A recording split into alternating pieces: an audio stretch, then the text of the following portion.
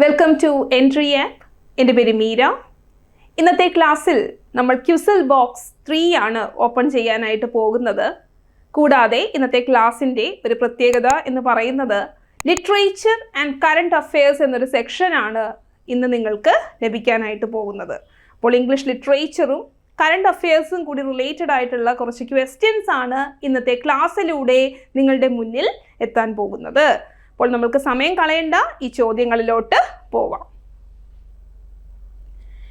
ഇവിടെ കുറച്ച് ക്ലൂസ് ആണ് നിങ്ങൾക്ക് തന്നിട്ടുള്ളത്. ഈ ക്ലൂസിലൂടെ ഈ ഒരു റൈറ്ററിനെ നിങ്ങളൊന്ന് ഐഡൻറ്റിഫൈ ചെയ്യാനായിട്ട് ശ്രമിക്കുക.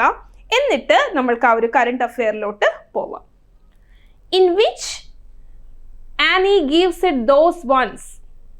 ഇതൊരു ഇന്ത്യൻ ഇംഗ്ലീഷ് ലാംഗ്വേജ് TV ഫിലിമിൻ്റെ പേരാണ് ഇൻ which Annie gives it those once എന്നത്.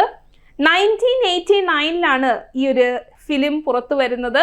And it is directed by Pradeep Krishnan. Pradeep കൃഷ്ണനാണ് ഈ ഫിലിം ഡയറക്റ്റ് ചെയ്തിട്ടുള്ളത്. അപ്പോൾ നിങ്ങൾ ചിന്തിക്കുന്നുണ്ടാവും, ഇത് ഏത് സിനിമയാണല്ലേ, ഇതുവരെ കേട്ടിട്ട് പോലുമില്ല എന്ന് നിങ്ങൾ ചിന്തിക്കുന്നുണ്ടാകും. പക്ഷേ നമ്മളുടെ സിലബസിലെ ഒരു റൈറ്ററുമായിട്ട് അസോസിയേറ്റഡ് ആയിട്ടുള്ള ഒരു ഫിലിമാണ് ഏത്? In which Annie gives it those once എന്നത്. നൗ ഈ ഒരു ഫിലിമിൽ നിങ്ങൾക്ക് ഷാറൂഖ് ഖാനെയും മനോജ് ബാജ്പേയിയൊക്കെ കാണാൻ സാധിക്കും. അവർ അന്നൊരു സ്ട്രഗിളിങ് ആക്ടേഴ്സ് ആയിരുന്നു എന്ന് മനസ്സിലാക്കേണ്ടിയിരിക്കുന്നു. അതായത് ഡൽഹി തിയേറ്ററിൽ അവർ സ്ട്രഗ്ലിംഗ് ആക്ടേഴ്സ് ആയിരുന്ന സമയത്താണ് ഈ ഒരു സിനിമയിൽ in which Annie gives it these വൺസിൽ അവർ അഭിനയിക്കുന്നത് എന്ന് ഓർത്തിരിക്കുക. The film was the recipient of 2 national awards. 2 national awards ആണ് 1989 1989 ഈ ഒരു ഫിലിമിന് ലഭിച്ചത്. ബെസ്റ്റ് ഫീച്ചർ ഫിലിമിന് പ്രദീപ് കൃഷ്ണന് അവാർഡ് ലഭിച്ചു. അതുപോലെ തന്നെ ബെസ്റ്റ് സ്ക്രീൻ പ്ലേയ്ക്കും നാഷണൽ അവാർഡ് ലഭിച്ചിരുന്നു. ഇനി ആരാണ് ഈ ഒരു ഫിലിമുമായിട്ട് അസോസിയേറ്റഡ് ആയിട്ടുള്ള HSA ഇംഗ്ലീഷ് സിലബസിലുള്ള ഒരു ഓഥർ എന്ന് നമുക്ക് നോക്കാം. ആരാണത്? നമ്മളുടെ അരുന്ധതി റോയ് ആണ്. ഗോഡ് ഓഫ് സ്മോൾ തിങ്സ് അല്ലേ, ഗോഡ് ഓഫ് സ്മോൾ തിങ്സ് എഴുതിയിട്ടുള്ള അരുന്ധതി റോയ് ആണ് ഈ ഒരു ഫിലിമിന്, അതായത് in which Annie gives it those ones എന്ന ഫിലിമിന് സ്ക്രീൻ പ്ലേ സെറ്റ് ചെയ്തിട്ടുള്ളത്. Author Arundhati Roy has been awarded the Pen Pinter Prize 2024. ഇനി കറണ്ട് അഫെയർസ് ആണ് നമ്മൾ പറയാനായിട്ട് പോകുന്നത് അല്ലേ. അതായത് പെൻ പിൻറ്റർ പ്രൈസ് 2024 ലഭിച്ചത് ആർക്കാണ്? അരുന്ധതി റോയ്ക്കാണ്. ഈ ഒരു അവാർഡ് കോഹോസ്റ്റ് ചെയ്യുന്ന ബ്രിട്ടീഷ് ലൈബ്രറിയാണ് കോഹോസ്റ്റ് ചെയ്യുന്നത്. അപ്പോൾ 10 ഒക്ടോബർ 2024 ഈ ഒരു അവാർഡ് അരുന്ധതി റോയ്ക്ക് ലഭിക്കുക. അപ്പോൾ പെൻ പിൻറ്റർ പ്രൈസ് 2024 ലഭിച്ചത് ആർക്കാണ്? Arundhati Roy. Now the PEN Pinter പ്രൈസിനെ കുറിച്ച് കുറച്ച് കാര്യങ്ങൾ കൂടി നമ്മൾക്കൊന്ന് നോക്കാം. അതായത് PEN Pinter prize 2009 charity English PEN establish ചെയ്യുന്നത്. ഇത് ഫ്രീഡം ഓഫ് എക്സ്പ്രഷനെയും ഫ്രീഡം ഓഫ് എക്സ്പ്രഷനെ ഡിഫെൻഡ് ചെയ്യുന്നത് പോലെ ലിറ്ററേച്ചറിനെ സെലിബ്രേറ്റ് ചെയ്യുന്നു. കൂടാതെ ഇത് നോബൽ ലോറേറ്റ് ആയിട്ടുള്ള പ്ലേ റൈറ്റ് ഹാരോൾഡ് പിൻറ്ററിൻ്റെ ഓർമ്മയ്ക്കായിട്ടാണ് ഈ ഒരു പ്രൈസ് സെറ്റ് ചെയ്തിട്ടുള്ളത് എന്ന് ഓർത്തിരിക്കുക. അപ്പോൾ 2024 പെൻ പിൻറ്റർ അവാർഡ് അല്ലെങ്കിൽ പെൻ പിൻറ്റർ പ്രൈസ് ലഭിച്ചത് ആർക്കാണ് എന്ന് ചോദിച്ചു കഴിഞ്ഞാൽ നമ്മളുടെ ഉത്തരം സെറ്റാണ്, അരുന്ധതി റോയ്. അടുത്തതായിട്ട് നിങ്ങൾക്ക് 2 പിക്ചർ ഇവിടെ കാണാൻ സാധിക്കുന്നുണ്ട് അല്ലേ. അപ്പോൾ ഫസ്റ്റ് പിക്ചറിൽ നിങ്ങൾക്ക് ബാക്ക്ഗ്രൗണ്ടിൽ അമേരിക്കൻ ഫ്ലാഗ് കാണാൻ സാധിക്കുന്നുണ്ട്. അപ്പോൾ നിങ്ങൾക്ക് മനസ്സിലാക്കാൻ പറ്റും ഇത് അമേരിക്കൻ പ്രസിഡന്റ് ജോ ബൈഡൻ ആണ്. അതുപോലെ ഇത് അമാൻഡ ഗോർമാൻ എന്നൊരു പോയറ്റ് ആണ്. അപ്പോൾ എന്താണ് ഇവർ തമ്മിലുള്ള ഒരു കറണ്ട് അഫെയർസ്, എന്താണ് ഈ ഒരു റിലേഷൻ, എന്താണ് ലിറ്ററേച്ചറുമായിട്ടുള്ള കണക്ഷൻ എന്നൊക്കെ നമുക്ക് നോക്കാം. അപ്പോൾ ഇത് ജോ ബൈഡൻ, ഇത് അമാൻഡ ഗോർമാൻ. ഇവിടെ അമാൻഡ ഗോർമാൻ 22 വയസ്സുള്ള ഒരു പോയറ്റാണ്.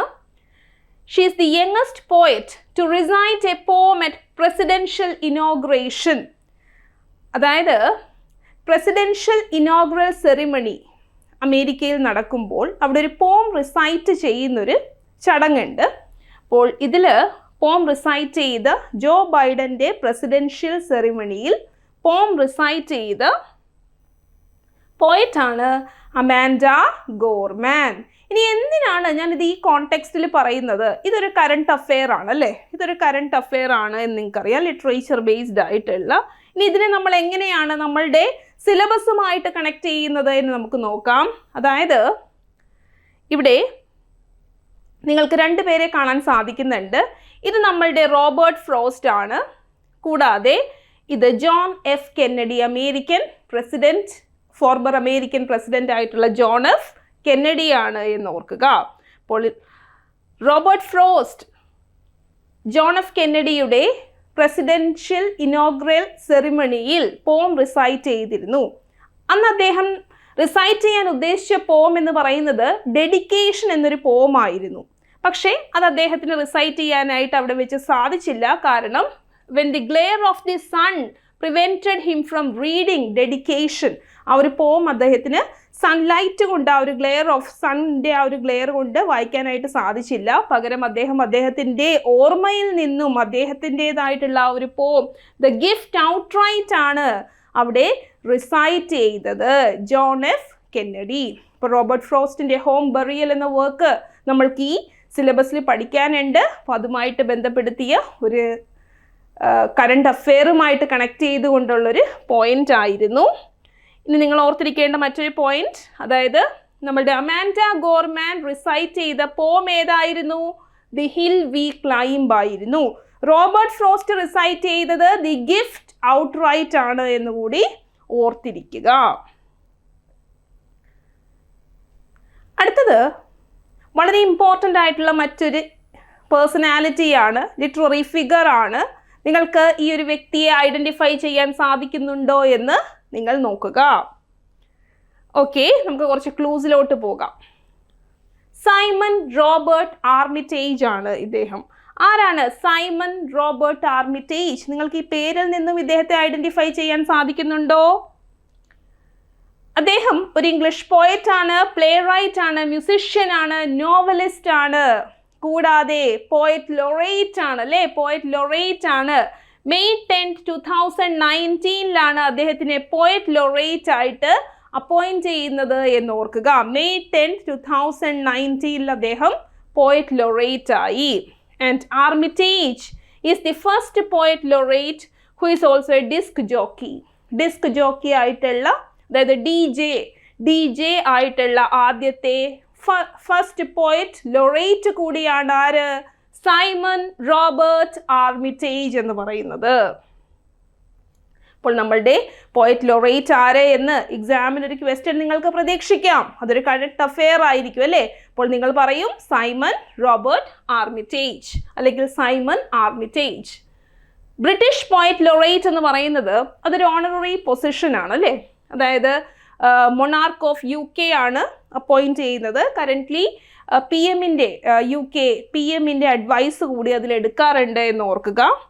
ഇനി ഈ ഒരു പോയിന്റ് ലൊറേറ്റ്ഷിപ്പിൻ്റെ ഒറിജിൻ നമ്മൾ ട്രേസ് ചെയ്യുകയാണെങ്കിൽ നമ്മൾക്കത് കാണാൻ സാധിക്കുന്നത് when a pension was provided to Ben Johnson ഒരു പെൻഷൻ കൊടുത്തിരുന്നു.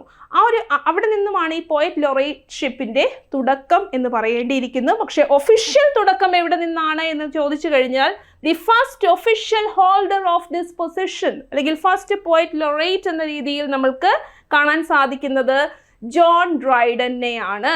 ദാറ്റ് ഈസ് ഇൻ 1668 അദ്ദേഹം പോയറ്റ് ലൊറേറ്റ് ആകുന്നത്. അപ്പോൾ ഫസ്റ്റ് ഒഫീഷ്യൽ പോയറ്റ് ലൊറേറ്റ് എന്ന് പറയുന്നത് ജോൺ ഡ്രൈഡൻ ആണ്. ഇപ്പോഴത്തെ പോയറ്റ് ലൊറേറ്റ് ആര് എന്ന് ചോദിച്ചു കഴിഞ്ഞാൽ സൈമൺ ആർമിറ്റേജ് എന്ന് നിങ്ങൾ പറയും. അടുത്തത്, ഇവിടെ സൈമൺ ആർമിറ്റേജിൻ്റെ പേര് പറഞ്ഞപ്പോൾ മറ്റൊരു പേര് കൂടി നമ്മൾ ഇവിടെ ഇൻട്രൊഡ്യൂസ് ചെയ്യുകയാണ്. ആ ഒരു പിക്ചറാണ് നിങ്ങൾക്കിവിടെ കാണാൻ സാധിക്കുന്നത്. ഇവിടെ നിങ്ങൾ കണ്ട പിക്ചർ എന്ന് പറയുന്നത് ആരുടെയാണ് എന്ന് നിങ്ങൾക്കൊന്ന് ഐഡൻറ്റിഫൈ ചെയ്യാൻ സാധിക്കുന്നുണ്ട് എന്ന് നോക്കുക. She was appointed poet laureate in May 2009. അപ്പോൾ മെയ് 2009 മുതൽ 2019 വരെ പോയറ്റ് ലൊറേറ്റ് ആയിരുന്ന ആ ഒരു ലേഡിയാണ് ആ ലേഡിയുടെ പിക്ചറാണ് നമ്മളിപ്പോൾ കണ്ടത്. അപ്പോൾ 2019 ഓൺവേർഡ് സൈമൺ ആർമിറ്റേജ് ആണെന്ന് നമ്മൾ കണ്ടിരുന്നു അല്ലേ. ഇവിടെ ഈ ഒരു lady she was the first female poet and the first Scottish born poet and first LGBTQ കമ്മ്യൂണിറ്റിയിൽ നിന്നുള്ള പോയറ്റ് ലൊറേറ്റ് പൊസിഷനിലോട്ട് എത്തുന്ന ആദ്യത്തെ വ്യക്തി കൂടിയാണ് എന്ന് മനസ്സിലാക്കേണ്ടിയിരിക്കുന്നു. അപ്പോൾ ഇതാരാണ് എന്നതാണ് ഇനി നമ്മളുടെ ചോദ്യം. കാരോൾ ആൻഡ് ഡഫി ആണ് എന്ന് ഓർക്കുക. അപ്പോൾ എന്തിനാണ് കാരോൾ ആൻഡ് ഡഫിയുടെ പേര് ഞാനിവിടെ മെൻഷൻ ചെയ്തത് എന്ന് നിങ്ങൾ ശ്രദ്ധിക്കുക. ഇവിടെ നിങ്ങൾക്ക് ഷേക്സ്പിയറിനെ കാണാം. വില്യം ഷേക്സ്പിയറിൻ്റെ വൈഫിൻ്റെ പിക്ചറാണ് ഇവിടെ കൊടുത്തിട്ടുള്ളത്. ആൻ ഹാത്തവേ അല്ലേ, ആൻ ഹാത്തവേ. അപ്പോൾ വില്യം ഷേക്സ്പിയറും ആൻ ഹാത്തവേനെ നിങ്ങൾക്ക് ഇവിടെ കാണാൻ സാധിക്കുന്നു. എന്താണ് ഈ ഒരു കണക്ഷൻ എന്ന് നമുക്ക് നോക്കാം. ദി വേൾഡ്സ് വൈഫ് എന്നത് കാരോൾ ആൻഡ് ഡഫിയുടെ പോയട്രി കളക്ഷൻ്റെ പേരാണ്. ദി വേൾഡ്സ് വൈഫ് എന്നത് കാരോൾ ആൻഡ് ഡഫിയുടെ പോയട്രി കളക്ഷൻ്റെ പേരാണ്. ഈ കളക്ഷനിൽ ഫോക്കസ് ചെയ്യുന്നത് ഫീമെയിൽ ഫിഗേഴ്സ്, റൈറ്റേഴ്സിൻ്റെയൊക്കെ വൈഫ്സിനെ ബേസ് ചെയ്തിട്ടുള്ള പോം അല്ലെങ്കിൽ ഫിക്ഷണൽ ഇമ്പോർട്ടൻ്റ് ആയിട്ടുള്ള അല്ലെങ്കിൽ ഫേമസ് ആയിട്ടുള്ള ഫിക്ഷണൽ ക്യാരക്ടേഴ്സിൻ്റെ വൈഫ്സ് ഒക്കെയാണ് ഇതിൻ്റെ ആധാരമായിട്ട് വരുന്നത്. ഏത് വർക്കിലാണ്? ദി വേൾഡ്സ് വൈഫ് എന്ന വർക്കിൽ. അപ്പോൾ ഇവിടെ ആൻ ഹാത്തവേനെ ബേസ് ചെയ്തൊരു പോം ആരെഴുതിയിട്ടുണ്ട്? കാരോൾ ആൻഡ് ഡഫി എഴുതിയിട്ടുണ്ട് എന്ന് ഓർക്കുക. അപ്പോൾ ആൻ ഹാത്തവേ എന്ന് പറയുന്നത് വില്യം ഷേക്സ്പിയറിൻ്റെ വൈഫാണ് എന്ന് കൂടി മനസ്സിലാക്കി വെക്കുക. അപ്പോൾ ഇന്നത്തെ ക്ലാസ്സിൽ നമ്മൾ ഡിസ്കസ് ചെയ്തത് വളരെ ഇമ്പോർട്ടൻ്റ് ആയിട്ടുള്ള കറണ്ട് അഫെയർസ് ആണ് അല്ലേ. ലിറ്ററേച്ചറിനെ ബേസ് ചെയ്തുള്ള കറണ്ട് അഫെയർസ് ആണ് ക്യുസിൽ ബോക്സ് 3 നമ്മൾ ഡിസ്കസ് ചെയ്തത്. അപ്പോൾ നിങ്ങൾ ഈ ക്യുസിൽ ബോക്സുമായിട്ട് ഞങ്ങളുടെ കൂടെ തന്നെ കണ്ടിന്യൂ ചെയ്യുക. നിങ്ങൾക്ക് ഒരുപാട് പുതിയ ഇൻഫർമേഷൻ ആണ് ഈ ക്ലാസ്സിലൂടെ പ്രൊവൈഡ് ചെയ്യാനായിട്ട് ഉദ്ദേശിക്കുന്നത്. അപ്പോൾ അടുത്ത പ്രാവശ്യം കാണുന്നത് വരെ എല്ലാവർക്കും നന്ദി, നമസ്കാരം.